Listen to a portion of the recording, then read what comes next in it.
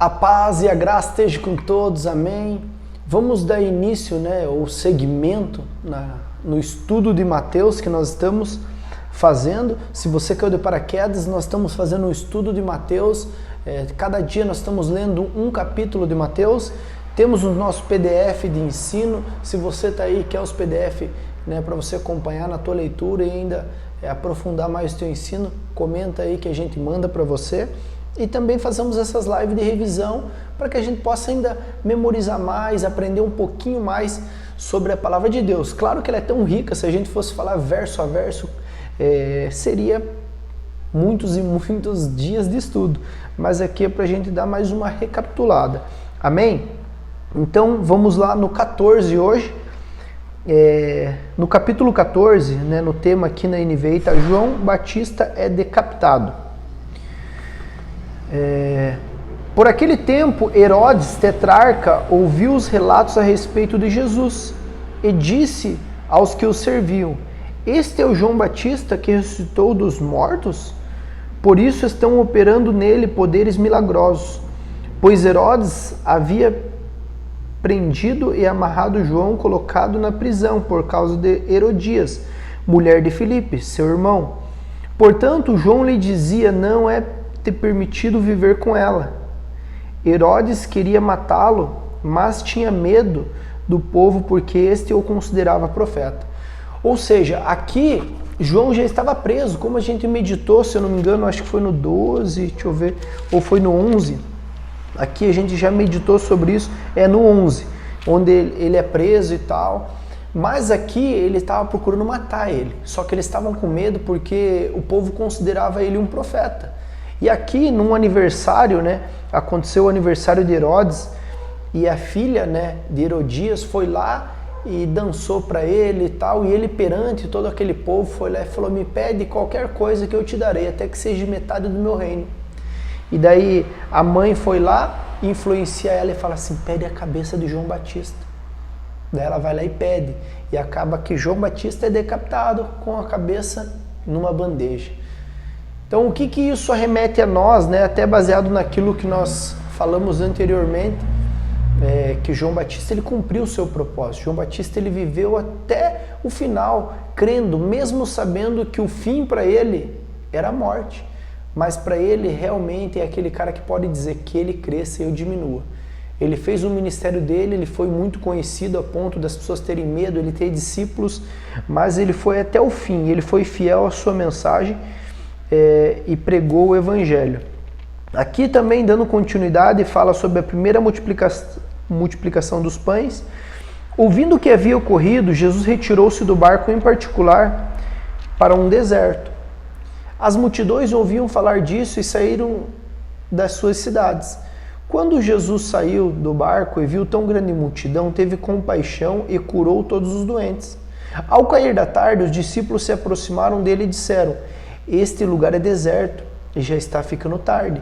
Mande embora essa multidão para que possam ir aos povoados comprar comida. Respondeu Jesus: eles não precisam ir. Deem vocês algo de comer. Eles disseram: tudo que temos são apenas 5 pães e 2 peixes. E aqui nós vemos que é uma história muito conhecida, mas nós vemos que Jesus chega e fala para eles: não vamos despedir eles de mão vazia, vão dar comida a vocês, porque Jesus teve compaixão.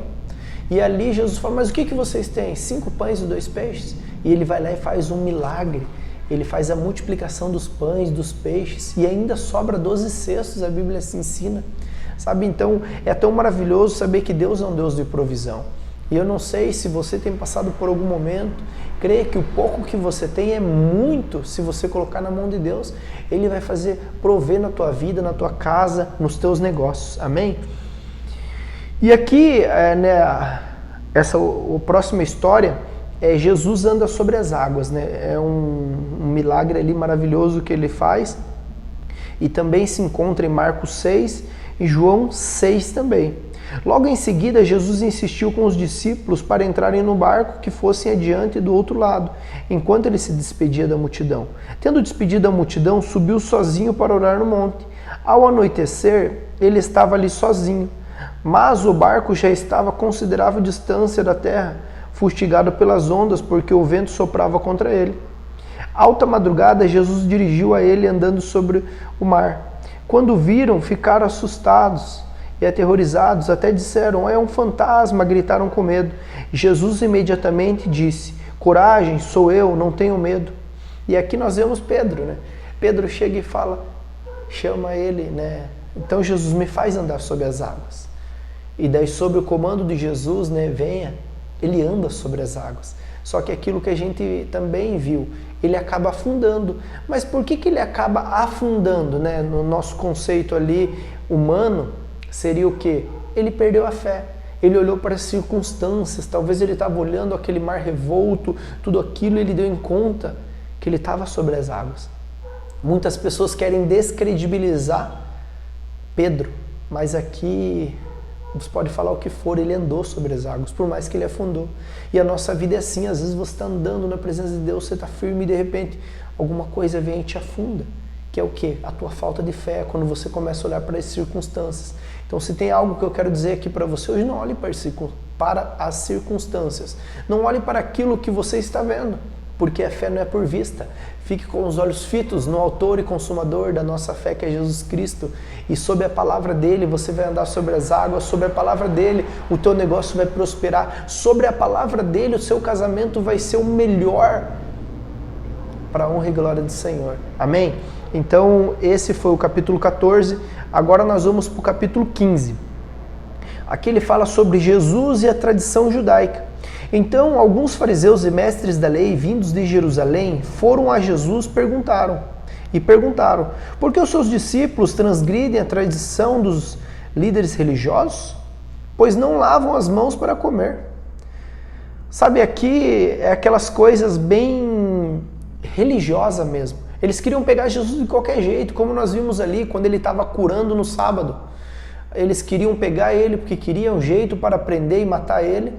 Né? E aqui eles chegam questionando: ei, esses discípulos teus aí não têm respeito, não seguem aí, né, a tradição dos líderes religiosos, eles não lavam para comer, não lavam a mão para comer. Então antigamente eles tinham esse princípio de lavar a mão para comer ali antes, porque claro que nós também temos que lavar a mão para comer, a gente sabe disso, mas lá era pior, porque não pior, era mais rígido. Por quê? Porque eles dividiam realmente. O partir do pão era assim: você pegava um pão grande, repartia, pegava um pouco, dava aquela outra parte maior, a pessoa pegava uma parte e assim ia. Então era um verdadeiro repartir. Por isso eles tinham isso. Só que Jesus, ele chama eles de hipócritas. Bem profetizou Isaías acerca de vocês: este povo me honra com os lábios, mas o coração está longe de mim. Em vão me adoram, seus ensinamentos não passam de regras ensinadas por homens. Olha que maravilha, você vê Jesus realmente dando chicoteada no povo, dizendo: ei, vocês só falam da boca para fora. Com os lábios vocês me honram, mas o coração de vocês está longe de mim. Ou seja, vocês não estão focados realmente no amor. Sabe, de vez em ele se importar com tantas outras coisas, estavam se importando com lavar a mão. Então você vê que Jesus é perfeito. Né? A próxima parábola ali é uma parábola da cananeia que demonstra fé. Saindo daquele lugar, Jesus retirou-se para uma região, a região de Tiro e Sidom. Uma mulher cananeia natural dali veio a ele gritando: Senhor, filho de Davi, tem misericórdia de mim. Minha filha está endemoniada, está sofrendo muito. Mas Jesus não respondeu uma só palavra. Então seus discípulos se aproximaram dele e pediram: manda embora, pois vem gritando atrás de nós. Ele respondeu: eu fui enviado apenas às ovelhas perdidas de Israel. A mulher veio, adorou de joelho e disse: Senhor, ajuda-me.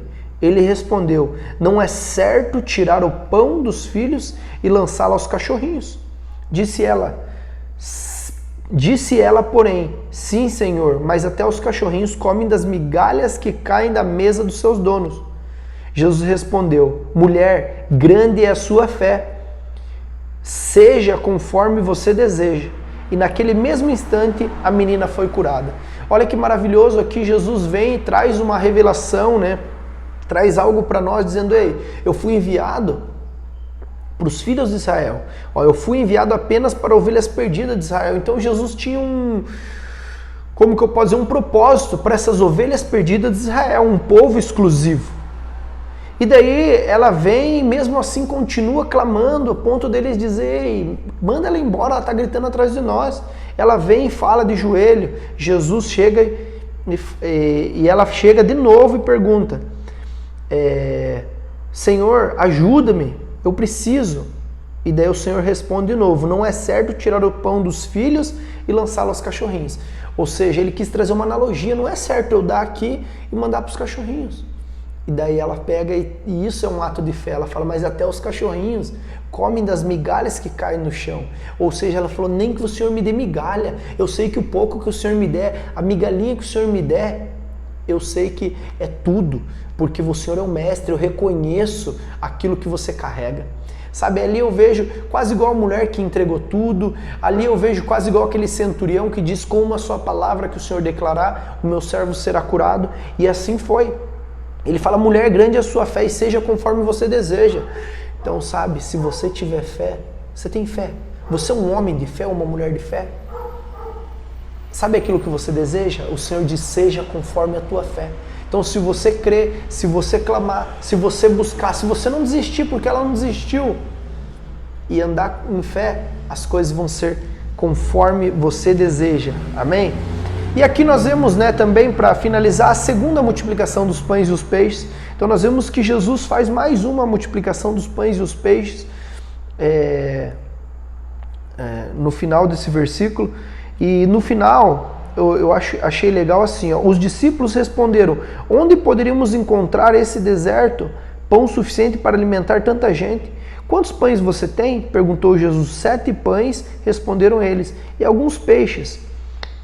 Ele ordenou à multidão que se assentasse no chão, depois tomou 7 pães, 2 peixes, partiu, entregou aos seus discípulos e deu à multidão. Todos comeram até se fartar e juntaram 7 cestos cheios que sobraram. Os que comeram foram 4.000 homens, sem contar mulheres e crianças. E havendo despedido a multidão, Jesus entrou no barco e foi para a região de Magdala. Então nós vemos ali que sobrou. Jesus faz sobrar 4.000 homens, sem contar mulher e criança. E com certeza ali tinha muita mulher e muita criança, então você vê que Deus é um Deus de provisão. Aqui ele mostra, não, o que eu faço não faço uma vez só. Eu faço conforme a necessidade, conforme o povo precisa. E ele nunca vai despedir nós de mãos vazias. Pelo contrário, além de você receber o milagre, ele vai te dar óleo extra para que sobre, provisão extra para que sobre. Amém? Então vamos para o 16 agora. Capítulo 16, nós vemos que os fariseus ainda continuam ali tentando Jesus. Os fariseus e os saduceus se aproximam de Jesus e o puseram à prova, pedindo-lhe que lhe mostrasse um sinal do céu. Ele respondeu, quando a tarde vem e vocês dizem, vai fazer um bom tempo, porque o céu está vermelho. E de manhã, hoje haverá tempestade, porque o céu está vermelho e nublado. Vocês sabem interpretar os aspectos do céu, mas não sabem interpretar os sinais dos tempos. Uma geração perversa e adúltera pede um sinal milagroso, mas nenhum sinal será dado, a não ser o sinal de Jonas. Então Jesus o deixou e retirou-se. Então aqui nós vemos que Jesus, ele dá nos dedos. Segunda vez que ele fala, vou dar apenas o sinal de Jonas para vocês. Então você vê que é maravilhoso, você vê que Jesus, ele nunca cai nessas dos fariseus. Por que ele não cai? Porque ele era o verbo vivo, porque toda a glória estava nele, porque ele estava ali para cumprir a lei. Então ali também ele fala para cuidar com os fermentos dos fariseus, mais uma parábola, e depois fala sobre a confissão de Pedro, no 13. Chegando Jesus à região de Cesareia de Filipe, perguntou aos seus discípulos, quem os outros dizem que é o filho do homem? Eles responderam, alguns dizem que é João Batista, outros dizem que é Elias, outros dizem que é Jeremias, outros profetas. Mas Jesus pergunta, e vocês? Quem dizem que eu sou? Daí Simão Pedro respondeu, tu és o Filho do Deus vivo? E Jesus respondeu, feliz é você, Simão, filho de Jonas, porque isso não foi revelado a você. O que foi revelado por você não foi nem por carne nem sangue, mas o meu Pai que estás no céu. eu digo que você é Pedro, e sobre esta pedra edificarei a minha igreja, e as portas do inferno não prevalecerão contra você. Eu darei as chaves do meu reino, e o que você ligar na terra será ligado nos céus, e o que você desligar na terra será desligado no céu.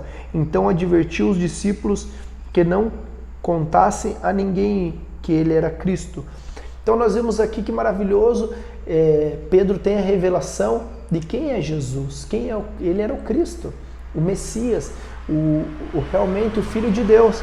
E aqui o próprio Jesus falou, quem revelou para você não foi carne nem sangue, ou seja, foi o meu Pai do trono que te revelou isso. E isso é muito lindo, porque nós vemos que muitas pessoas achavam que ele era um profeta, que ele era Jeremias, que ele era o João Batista. Então cada um achava uma coisa, mas na realidade tinha muito achismo e pouca revelação. Aqui, né, para finalizar o 16, Jesus ele prediz a sua morte e ressurreição.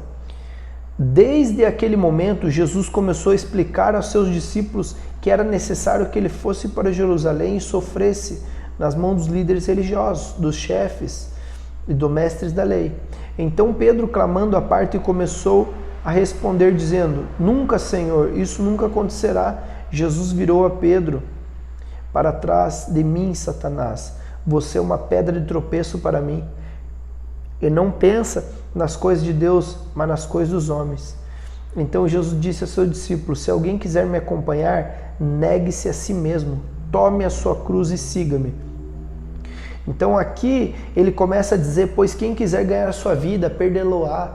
Então é muito forte que o próprio Pedro, que acabou de ter uma revelação, Jesus acabou de dizer para ele, ei, não foi carne nem sangue que revelou para você, foi o próprio Deus. E de repente ele chega para a mesma pessoa e diz, para trás de mim, Satanás. Por quê? Porque Jesus estava dizendo, predizendo que ele tinha que morrer e ressuscitar. Era algo que não tinha como ele fugir. Por isso que ele disse, para trás de mim, Satanás, porque era algo que tinha que se cumprir. Porque só eu e você temos direito à graça de Deus, direito à salvação, né? Tetelestai, está pago, a dívida foi paga. Porque Cristo sofreu o que sofreu, venceu por nós, ele venceu a morte. Mas ali ele diz, para trás de mim, Satanás. E daí ele diz aquela frase muito linda que muitas pessoas até dizem hoje, negue-se a si mesmo, né? Tome sua cruz e siga Jesus. Eu vejo uma geração que realmente está totalmente perdida no seu propósito. Uma geração que está até seguindo Jesus porque está muito light, hoje está gostoso dizer que é crente, né? Está sentadinho, comendo pipoca e assistindo a igreja. Mas as pessoas não querem negar a si mesmo, querem seguir a Cristo, né? Pegar a cruz e seguir a Cristo, mas estão esquecendo de negar a si mesmo. Ei, você que está no Evangelho Light, eu digo para você, ei, negue-se a si mesmo. Não adianta você pegar a cruz, dizer que é crente e sair rotando o evangeliquez. Você precisa nascer de novo, da água do Espírito, para que você possa realmente dar frutos e frutos dignos de arrependimento. Pois senão vai chegar naquele grande dia, o Senhor vai dizer para você, afaste-se de mim, porque eu não te conheço. Então vigie, cuide para que você possa realmente seguir esse passo a passo. Negue-se a si mesmo. Neguei tuas vontades, os seus desejos. Daí você vai tomar a sua cruz e seguir ele. Se você fizer o passo inverso, provavelmente que você vai querer um evangelho confortável. E não é isso que Deus tem. Deus ele não quer que você sofra. Mas ele diz, no mundo haverá aflições. Deus não quer que você seja pobre. Mas ele também não quer que você realmente fique correndo atrás das riquezas. Ele quer que as bênçãos corram atrás de você. Amém?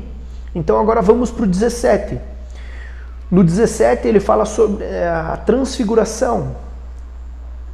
6 dias depois, Jesus tomou consigo Pedro, Tiago e João, irmão de Tiago, e o levou em particular ao monte. Então aqui nós vemos aquele processo que ele leva eles no monte e de repente aparece Moisés e Elias ali e ele chega a dizer, né, os discípulos ali falam, vamos fazer uma tenda aqui para nós ficarmos aqui e tal. E Jesus fala que não. Sabe o que eu aprendo aqui?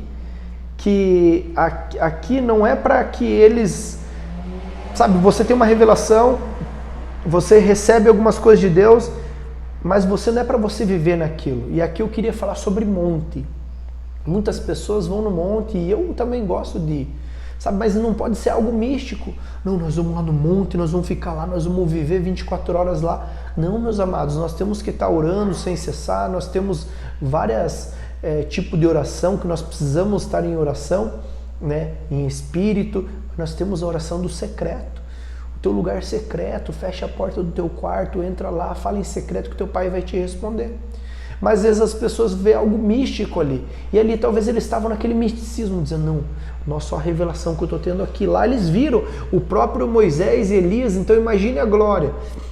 Você sem ver as coisas, às vezes viu um matinho pegar fogo, já ficou bem louco. Imagine se você tem a revelação e vê Moisés e Elias diante de você, você já queria praticamente embalsamar ele e fazer uma idolatria. Misericórdia. Então nós temos que cuidar disso.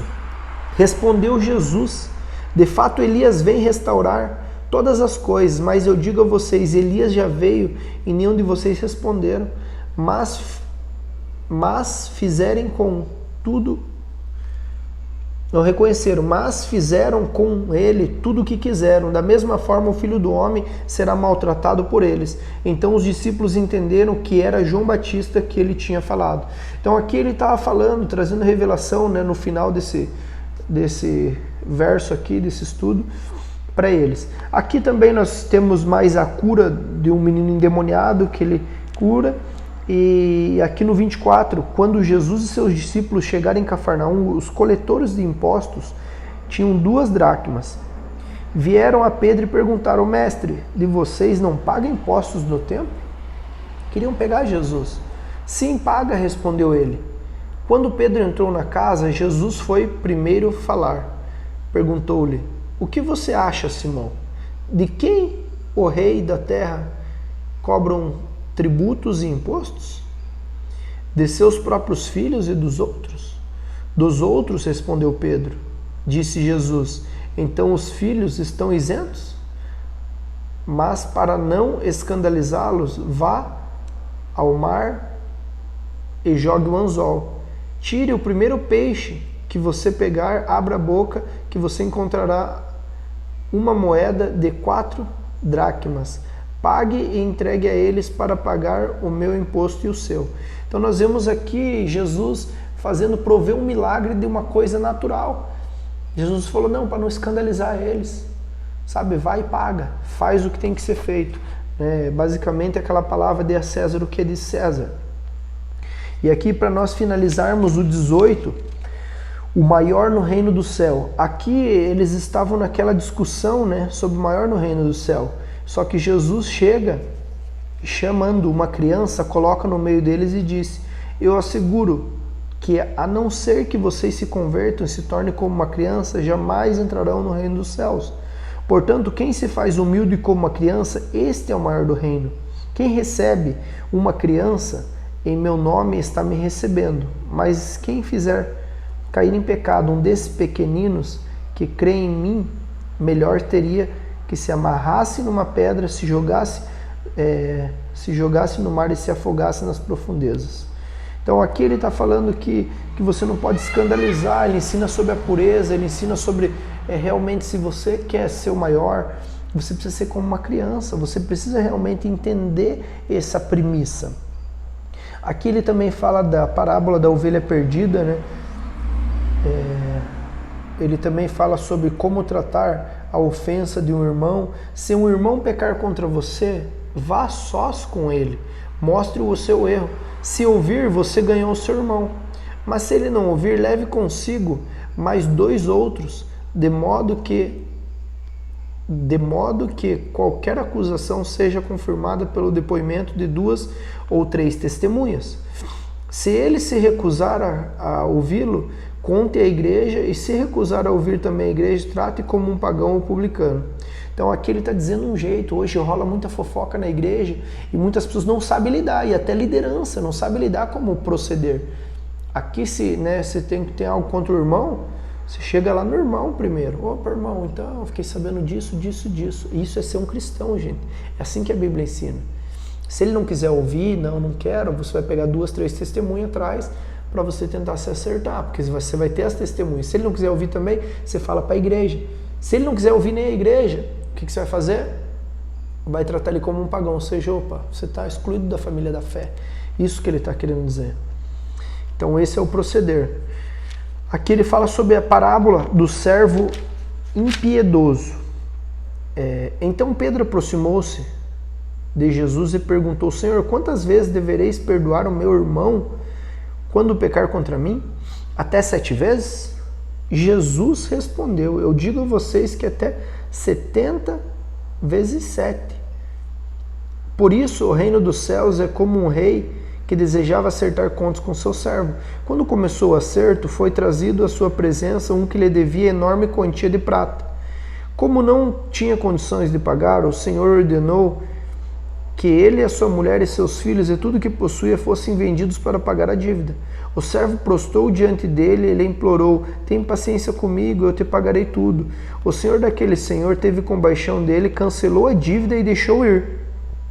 Mas quando aquele servo saiu de encontro com um dos seus conservos que lhe devia 100 denários, agarrou e começou a sufocá-lo, dizendo: pague-me o que me deve. Então o seu conservo caiu de joelhos e implorou: tenha paciência comigo, eu pagarei você. Mas ele não quis. Antes saiu e mandou lançá-lo na prisão, até que pagasse a dívida. Quando os outros servos, companheiros dele, viram o que havia acontecido, ficaram muito tristes e foram contar ao Senhor de tudo que havia acontecido. Então o Senhor chamou o servo e disse: servo mau, cancelei toda a dívida, porque você me implorou. Você não devia ter tido misericórdia com o servo, como eu tive com você?